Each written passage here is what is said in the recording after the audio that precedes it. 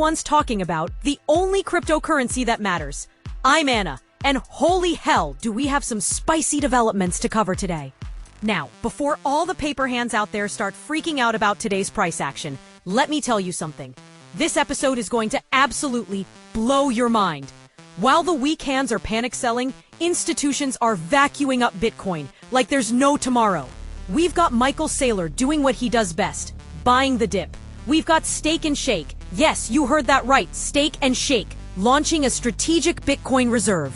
We've got BlackRock moving massive amounts of Bitcoin around. And we've got the Federal Reserve printing money like it's going out of style. And here's the kicker. Bitcoin's hash rate just hit a new all-time high.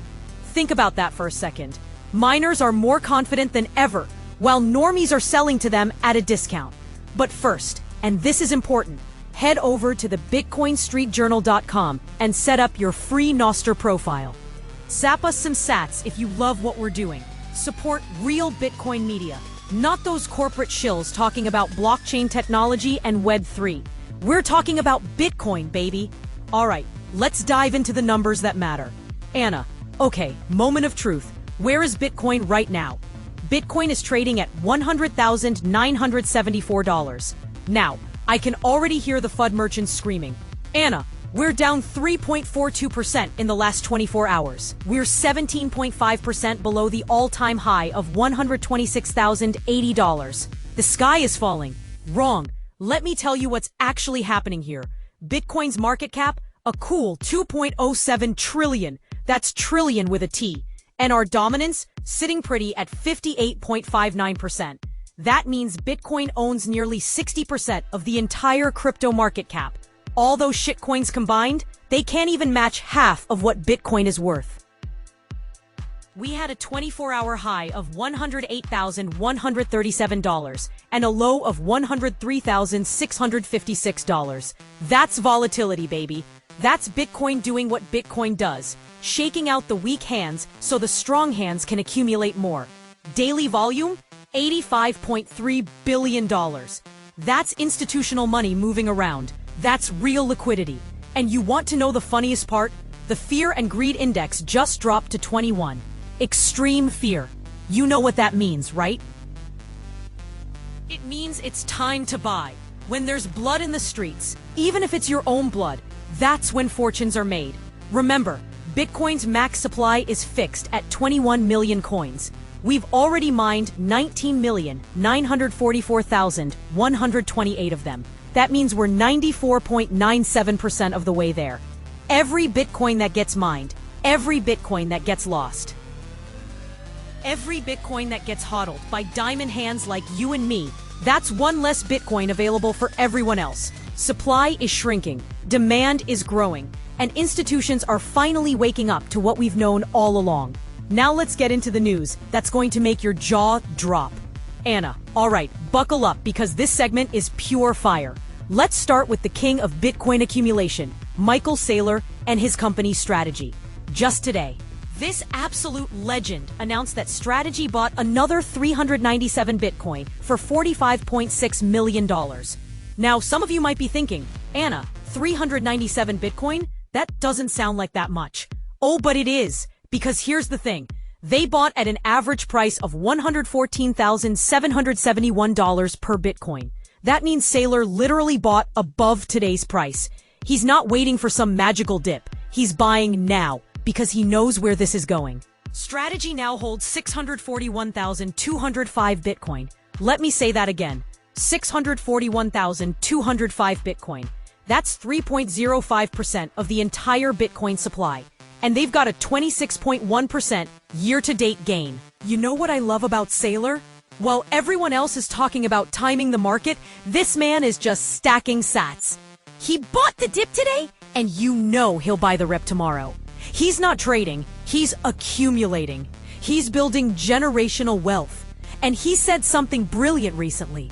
He said Bitcoin is going to surge to $180,000 and then crash to $140,000. And people are going to freak out. But you know what? If you're a Bitcoin maximalist, you don't care.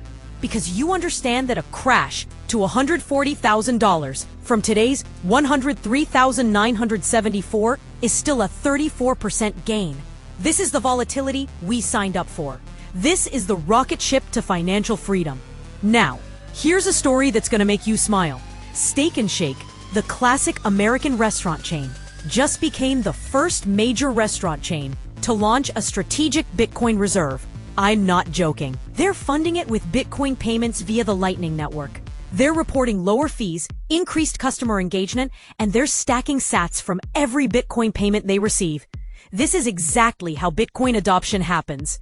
It's not through some complicated blockchain solution or some enterprise consortium nonsense. It's through real businesses accepting real Bitcoin for real products. You want a burger and fries? Pay with Bitcoin. And now Steak 'n Shake is holding that Bitcoin.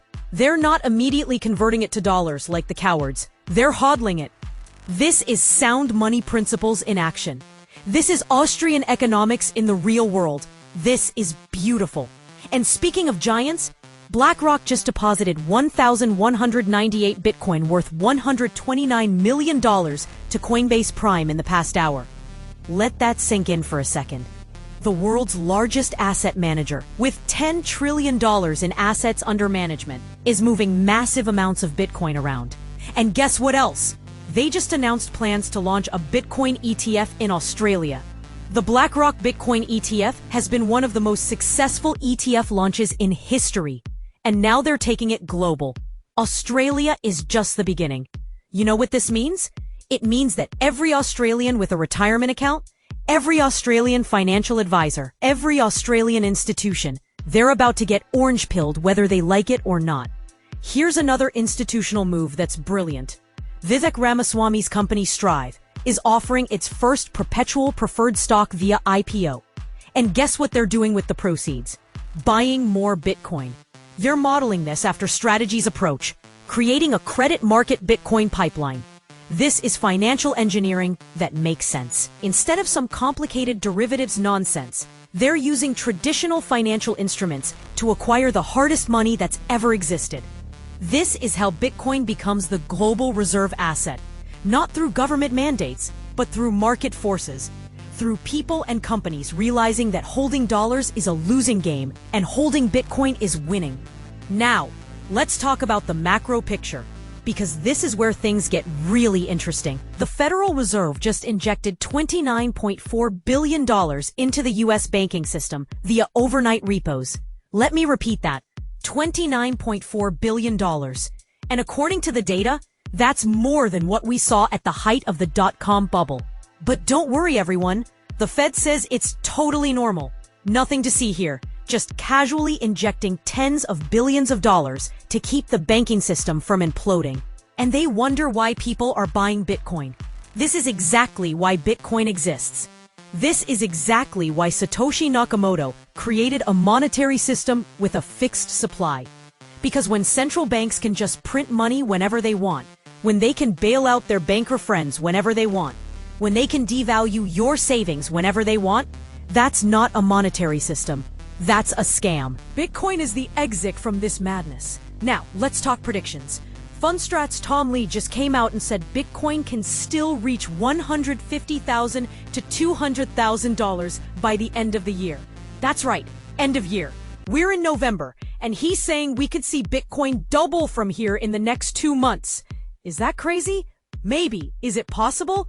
Absolutely. And you know who else is talking big numbers? Samson Mow. He says Bitcoin is still far from real price discovery. He thinks the fair market value could already be around $200,000, given demand and inflation. He says we're just keeping up with inflation right now, tracking M2 and gold, but we're nowhere near where we should be. Think about that. We're at $104,000 and people are saying the fair value is $200,000. That means Bitcoin is still undervalued, even at 6 figures. And here's something that's going to make you chuckle. There's currently $8 billion in Bitcoin shorts that would be liquidated if Bitcoin rallies just 5% to $117,000. $8 billion worth of traders betting against Bitcoin. You know what happens when those shorts get liquidated? They have to buy Bitcoin to close their positions. That creates a cascade effect, a short squeeze that could propel Bitcoin to new heights. These gamblers are betting against the hardest money in human history. They're betting against math. They're betting against the most secure network ever created. And they're about to learn a very expensive lesson. In the last 24 hours, we saw $1.32 billion worth of contracts liquidated. Of that, longs liquidated $1.17 billion and shorts liquidated $142 million. Now the bears are going to say, see, the longs got wrecked. But here's what they're missing. Those weak longs got flushed out, the leverage got cleared, and now we have a cleaner market structure. And you know what else happened yesterday? Spot Bitcoin ETFs had net outflows of $186.5 million. You know what that means? That means Bitcoin is going on sale. That means there are sellers at these prices. And you know who's buying from those sellers? Michael Saylor, BlackRock, the smart money, Anna. Now let's talk about something that should make every Bitcoin maximalist smile from ear to ear. Bitcoin's hash rate just hit new all-time highs, while the price is still down 15% from its all-time high.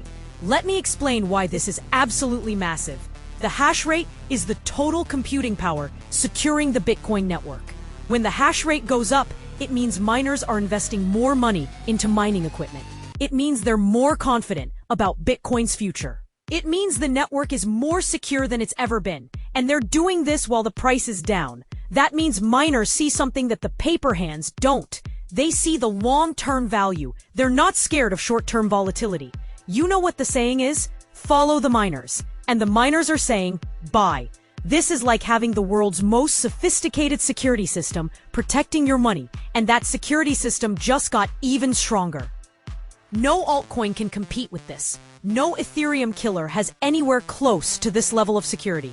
Bitcoin's network is a fortress, and every day it gets stronger. And while we're talking about technical developments, the Lightning Network continues to grow. We're seeing more adoption, more integration, more real-world use cases. Stake and Shake accepting Lightning payments is just one example, but all over the world. Merchants are realizing that Lightning offers instant settlement, practically zero fees, and the ability to accept Bitcoin payments at scale. This is Bitcoin's scaling solution working in real time. Not some theoretical white paper. Actual adoption happening right now. Here's a story that'll warm your heart. Someone who did $50 weekly dollar cost averaging since 2022, that's 200 weeks, just posted their results. Cash invested. $10,000 if they bought gold. 4. Buy 56 ounces worth $18,383. If they bought Bitcoin, 0.2614 BTC worth $28,643. Bitcoin crushed gold, and both crushed just holding cash. This is the power of consistent accumulation. This is the power of not trying to time the market. This is the power of having a low time preference. You don't need to be Michael Saylor buying millions of dollars worth. You can buy $50 a week. You can buy $10 a week. Just start. Just begin your journey to financial sovereignty. Anna, all right, it's time for everyone's favorite segment, where we talk about all those Bitcoin alternatives that are totally going to flip Bitcoin this time. I saw a chart today showing the top 15 Layer 1 blockchains by fully diluted valuation launched in 2025. You know what's hilarious about this? 15 new Layer 1 blockchains launched this year alone. 15 different teams, all claiming they've solved what Bitcoin couldn't solve. We have faster transactions. Who cares when you sacrifice decentralization? We have smart contracts. Cool story. How centralized is your validator set? We're more eco-friendly. Because you have 12 nodes run by the founders. Every single one of these chains has the same playbook. 1. Create lots of hype. 2. Launch with insane valuation. 3. Slowly unlock tokens and dump on retail. 4. Team gets rich. 5. Chain becomes a ghost town. 6. Announce a 2.0 version. Rinse and repeat. Speaking of altcoin nonsense, Stream Finance just lost $93 million. And according to analysts, hundreds of millions of dollars in loan and collateral positions could be indirectly affected across multiple networks. The contagion risk is everywhere in DeFi. You know why? Because these systems are built on top of each other like a house of cards. One protocol fails, and it cascades through the entire ecosystem. But you know what doesn't have this problem? Bitcoin. Because Bitcoin doesn't pretend to be something it's not. Bitcoin is sound money. It's not trying to be a casino. It's not trying to offer you 20% APY on your stablecoin deposits. Bitcoin ended October slightly down, and all the Ethereum holders were celebrating, finally. Maybe Ethereum can catch up. Good luck with that. While Bitcoin miners are accumulating, while institutions are stacking Bitcoin, Ethereum holders are desperately hoping for the flippening. That's never going to happen. Ethereum had its chance. It had the first mover advantage in smart contracts. And what did it do? It abandoned proof of work. It became more centralized. It created a monetary policy that changes with the wind. Bitcoin's monetary policy? Fixed. 21 million. No inflation. No surprises. No emergency hard fork that changes the rules. And here's something rich. Tether just released their Q3 attestation showing they hold $135 billion in US treasuries. Think about that. The biggest stablecoin in crypto is literally backed by government debt. They're holding the very thing that Bitcoin was created to replace. This is why Bitcoin is the only true cryptocurrency. Everything else is just dollars with extra steps. Anna, let me take a moment here to educate our newer listeners about something important. Why Bitcoin is different. Bitcoin has 3 core features that no altcoin can replicate. Number 1, true decentralization. Bitcoin has no CEO, no company, no foundation that can change the rules. Satoshi disappeared. That was by design, because for money to be truly neutral, it can't be controlled by anyone. Number 2, fixed supply. 21 million Bitcoin. That's it. That's all there will ever be. No governance proposals can change this. No community vote can inflate the supply. It's mathematics. Number 3, proof of work. Bitcoin is secured by energy, real-world physics. You can't fake it. You can't social engineer it. You either did the work or you didn't. This is why Bitcoin is inevitable. This is why all roads lead to Bitcoin. This is why every cycle, more people realize that everything else is just noise. And here's your regular reminder. If your Bitcoin is on an exchange, it's not your Bitcoin. It's an IOU. Get a hardware wallet. Learn how to self-custody. Take responsibility for your own financial sovereignty. The whole point of Bitcoin is that you don't need to trust anyone. So don't blow it by leaving your Bitcoin in someone else's hands. All right, Bitcoin maximalists, let's bring this home. Today we covered Michael Saylor and strategy buying another 397 Bitcoin, bringing their total to over 641,000 Bitcoin. Steak and Shake becoming the first major restaurant chain with a strategic Bitcoin reserve. BlackRock moving massive amounts of Bitcoin and launching an ETF in Australia. The Fed injecting $29.4 billion into the banking system, proving once again why we need Bitcoin. Bitcoin's hash rate hitting all-time highs while weak hands are selling. And predictions of 150K to 200K before the end of the year. Bitcoin is currently trading at 100,974. Remember, this is not financial advice, but if you're paying attention to what the smart money is doing, you'll notice they're buying while everyone else is panicking. The Fear and Greed Index is at 21, extreme fear. You know what we say? Be greedy when others are fearful. Before I let you go, number 1, go to the BitcoinStreetJournal.com and set up your free Nostr profile. Join us on the only truly decentralized social network. Number 2, if you got value from this episode, zap us some sats. Support real Bitcoin content creators. Number 3, share this podcast with someone who needs to hear the truth about Bitcoin. Orange pill your friends and family. Number 4, not your keys, not your Bitcoin. Get your Bitcoin off exchanges and into cold storage. Remember, Bitcoin is not just an investment. It's a movement. It's a revolution against central banking. It's a return to sound money. It's your path to financial sovereignty. The price will go up, the price will go down. Michael Saylor will keep buying. Institutions will keep accumulating. And we'll keep hodling because we understand that Bitcoin is inevitable. Don't let the volatility shake you out. Don't let the FUD get to you. Stay focused on the long-term vision. 21 million Bitcoin. Fixed supply. Decentralized network. The hardest money that's ever existed. This is Anna from the Bitcoin Street Journal podcast reminding you. Stack sats, stay humble, and we'll see you on the next block. Music Bitcoin themed outro with triumphant forward-looking energy. 15 seconds fade out.